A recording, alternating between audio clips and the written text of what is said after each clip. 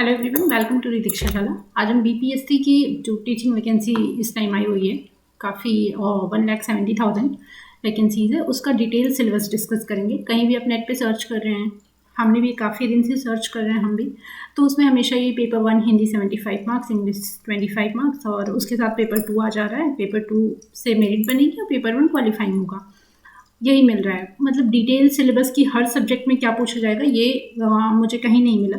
फिर मैंने बीपीएससी ने और भी जो एग्ज़ाम्स कंडक्ट कराए हैं, चाहे सिविल सर्विसेज के हों या फिर और प्रिंसिपल्स वगैरह के भी हों, तो उससे जो मैं एक सिलेबस फाइंड आउट कर पाई हूँ, तो मुझे लगा आपसे डिस्कस करना चाहिए। तो चलिए स्टार्ट करते हैं। पेपर वन जो है उसमें हिंदी आएगा 75 मार्क्स का।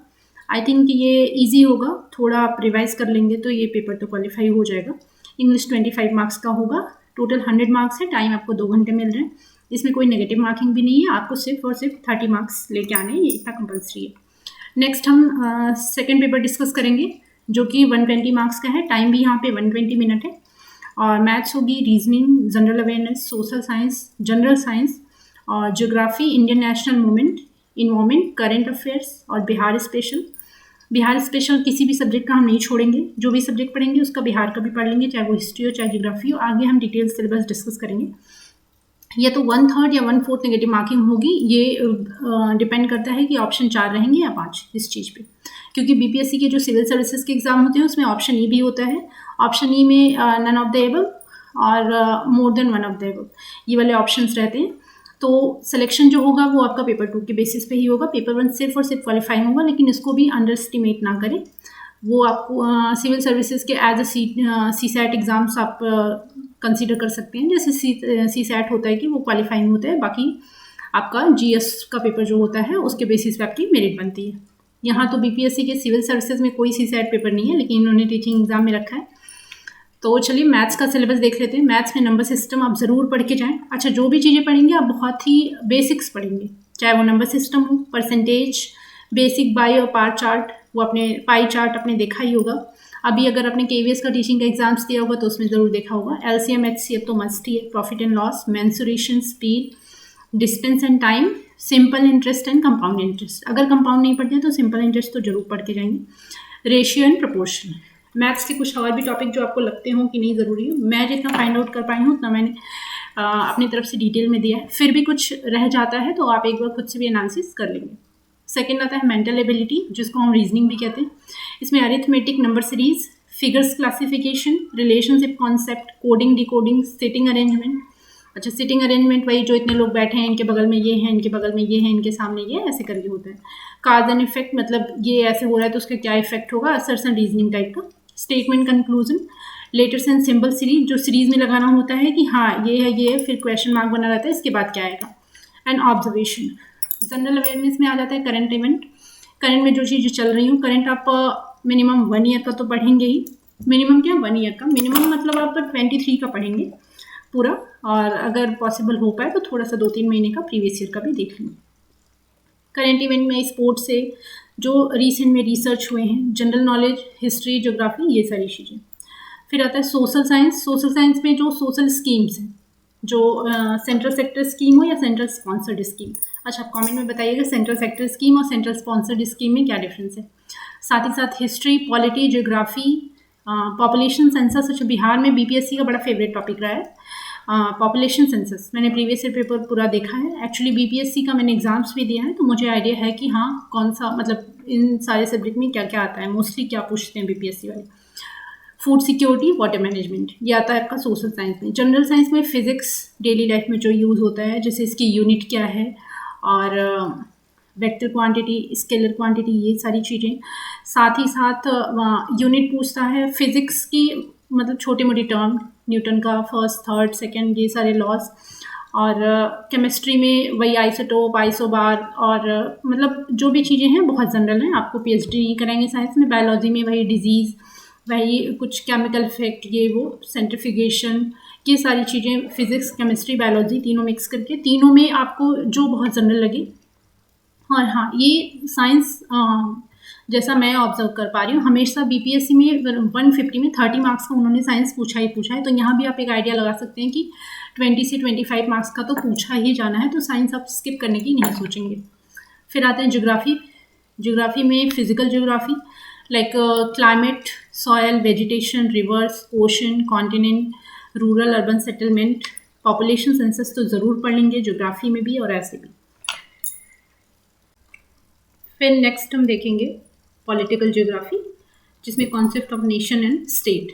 कौन सा स्टेट किससे बाउंड्री शेयर करता है, जैसे बिहार का है तो बिहार किस स्टेट से बाउंड्री शेयर करता है और कितने डिस्ट्रिक्ट उसके बाउंड्री शेयर करते हैं, ये भी ज़रूर याद कर लेंगे। इंटरनेशनल बाउंड्री कौन सी है, जैसे नेपाल से इंटरनेशनल बाउंड्री है, बांग्लादेश से भी थोड़ी सी बाउंड्री लगती है, उत्तर प्रदेश से है, इधर उत्तराखंड से नहीं सॉरी झारखंड से है। तो ये सारा आप देख लेंगे कौन से डिस्ट्रिक्ट से कौन सा स्टेट उनका बॉर्डर शेयर कर रहा है, बाउंड्रीज।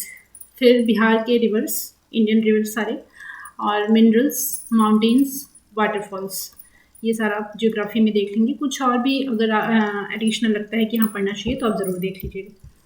नेक्स्ट आता है इंडियन नेशनल मूवमेंट। अच्छा, हिस्ट्री में उन्होंने साफ साफ लिख दिया है एकदम clear, Indian national movement, not history. History में तो आपका एंशिएंट, मेडिवल और मॉडर्न तीनों आ जाता है। मॉडर्न मैंने स्पेक्ट्रम से पढ़ा था सिविल सर्विसेज के लिए, तो स्पेक्ट्रम से जो मैं देख पाई हूँ इंडियन नेशनल मूवमेंट में जो जो इंपॉर्टेंट टॉपिक है वो मैंने फाइंड आउट करके एक जगह ये नोट डाउन करके आपको दे दिया है। फिर भी अगर लगता है कि कुछ छोटे मोटे जैसे टर्म मैंने नहीं लिखे हैं, जैसे बिहार के जो भी ट्राइबल मूवमेंट्स कुछ हुए थे वो भी नेशनल मूवमेंट में ही आएंगे। जो ट्राइबल मूवमेंट कई सारा, जैसे संथाल रिवोल्ट और बिरसा मुंडा के बारे में काफ़ी बार पूछा गया है सिविल सर्विसेज में, और कुछ इंपॉर्टेंट पर्सनालिटीज़ रहे हैं जैसे कुंवर सिंह हैं। तो कुंवर सिंह 1857 के रिवोल्ट में बिहार से कुंवर सिंह बहुत एक्टिव रोल प्ले किए थे, तो उनका तो ज़रूर पूछा जाना है। नेक्स्ट वन फिर आता है कि बिहार से कौन था, मेरठ से कौन था, दिल्ली से कौन था, ये भी याद कर लेंगे, लेकिन बिहार से कौन था ये तो स्पेशल याद कर लेंगे।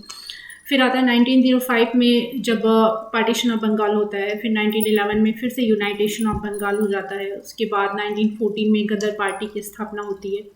गदर पार्टी के बाद उसके 1916 में फिर गांधी जी की एंट्री होती है, कई सारे सत्याग्रह होते हैं, चंपारण, खेड़ा, अहमदाबाद में स्ट्राइक, ये सारा होता है। फिर नेक्स्ट हम देखेंगे कि अच्छा ये सारे नेशनल मूवमेंट में, इसमें बीच बीच में कई तो आपको छोटे छोटे मूवमेंट, जैसे 1922 में चौरी चौरा होता है, 20 में खिलाफत नॉन कॉपरेशन होता है, 1919 में जलियांवाला बाग हो जाता है, फिर रॉलेट एक्ट आता है, फिर 1930 सीडीएम सिविल डिसोबीडियंस मूवमेंट, उसी टाइम दांडी मार्च भी होता है, और 1940 में इंडिविजुअल सत्याग्रह, 1942 क्विट इंडिया मूवमेंट। अच्छा हमने इतना ही नोट डाउन किया, लेकिन आपको पूरी आज़ादी दिलवाने तक पूरा पढ़ना है कि आज़ादी तक क्या क्या हुआ, वो सब आपका इंडियन नेशनल मूवमेंट में आ जाता है। कुछ ट्राइबल मूवमेंट, कुछ पीजेंट मूवमेंट, किसानों के द्वारा जो भी मूवमेंट चलाए गए थे जगह जगह पे, स्पेशली ज़्यादातर तो बिहार में ही है। बिहार में इसलिए ज़्यादा है क्योंकि वो पहले बिहार तो बंगाल का पार्ट हुआ करता था। अच्छा बिहार बंगाल से कब अलग हुआ, और बिहार में ये झारखंड से कब अलग हुआ, तो ये सारी चीज़ें आप देख लेंगे। नेक्स्ट आता है इन्वायरमेंट। इन्वायरमेंट में हमने काफ़ी डिटेल से बस लिख दिया है, क्योंकि इन्वायरमेंट पे काफ़ी कन्फ्यूज़न होती है लोगों को क्या पढ़ें। तो इकोसिस्टम, प्राइमरी प्रोड्यूसर, कंज्यूमर, ये सब बहुत बेसिक्स पढ़ना है, जो आप शायद पढ़ भी चुके होंगे 10th में, 9th में, आई थिंक 6th 7th में ही पढ़ लिए होंगे। Aquatic, terrestrial ecosystem, food chain, food web, pyramid किसका उल्टा होता है, पिरामिड किसका सीधा होता है, टेरेस्ट्रियल होता है, एक्वेटिक होता है, ये सारी चीज़ें। या म्यूचुअलिज्म जो दोनों को फ़ायदा होता है, कमेंसलिज्म, अमेंसलिज्म, ये सब पढ़ लेंगे। वाटर साइकिल, पोल्यूशन, कितने टाइप के पोल्यूशन होते हैं और उसका उसका क्या सोल्यूशन है, टाइप्स ऑफ फॉरेस्ट, जितने टाइप के फॉरेस्ट हैं, सवाना, ग्रासलैंड, ये सारा जो पूरे वर्ल्ड में फॉरेस्ट कहाँ कहाँ पे कैसे कैसे पाए जाते हैं, ट्रॉपिकल रेन फॉरेस्ट, ये वाला भी, ये सारा आप देख लेंगे। लेक कौन कौन से हैं, बिहार का तो ज़रूर पढ़ लेंगे, रिवर भी, Ramsar sites, wetland, national park, biosphere reserve, biodiversity hotspot, ज़्यादा नहीं है, बायोडाइवर्सिटी हॉटस्पॉट आप गूगल करेंगे आ जाएगा, उतना याद कर लेंगे।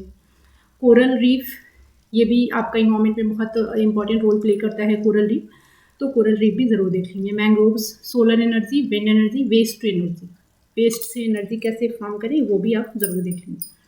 नेक्स्ट आता है ऑल कॉन्फ्रेंसेस एज पार्टीज़, जैसे COP27, COP26 अभी रिसेंट में हुआ है, तो ये तो ज़रूर देख लेंगे। उसके अलावा जितने भी COPs पेरिस में हुए हैं, 21 में हुआ है, 15 में हुआ है, ये सब आप देख लेंगे। ओजोन लेयर के लिए कौन सा हुआ है और POPs के लिए कौन सा हुआ है, तो ये सारे COPs आप देख लेंगे। जैसे नगोया प्रोटोकॉल हुआ है, बासल कन्वेंशन है, किगाली, वियना, मॉन्ट्रियल प्रोटोकॉल, और जो भी डिजीज़ होते हैं इन्वायरमेंटल पोल्यूशन से वो आप देख लेंगे। वाइल्ड लाइफ प्रोटेक्शन एक्ट 1972, इसके बारे में डिटेल से पढ़ लेंगे। IUCN लिस्ट जो है वो एक बार देख लेंगे। और सारे प्रोजेक्ट जैसे प्रोजेक्ट टाइगर, प्रोजेक्ट डॉल्फिन, उसके अलावा प्रोजेक्ट एलिफेंट, जो भी प्रोजेक्ट चलाए गए हैं उन प्रोजेक्ट के बारे में एक बार देख लेंगे।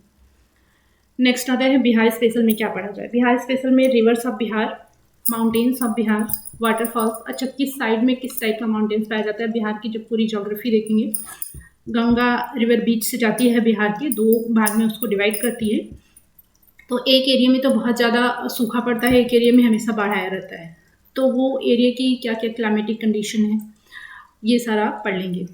और हिस्ट्री ऑफ बिहार, बिहार में मतलब हिस्ट्री में बिहार का बहुत बड़ा रोल रहा है, बिहार के लोगों ने बहुत बड़ा योगदान दिया है, तो हिस्ट्री तो ज़रूर पढ़ेंगे। और बिहार की जो इंपॉर्टेंट स्कीम्स अभी चल रही हैं करंट में 1-2 साल में जो भी आई हैं, तो वो देख लेंगे। पॉपुलेशन सेंसस बिहार का 2011 का, ये हमने कोट नहीं किया है कि 2011 का पढ़ना है, ये भी आप देख लेंगे। और इम्पॉर्टेंट पर्सनालिटी ऑफ बिहार, जैसे हमने बताया कुंवर सिंह के बिना तो जैसे बिहार पीसीएस का पेपर ही नहीं होता है, कुंवर सिंह ज़रूर आते हैं पेपर में।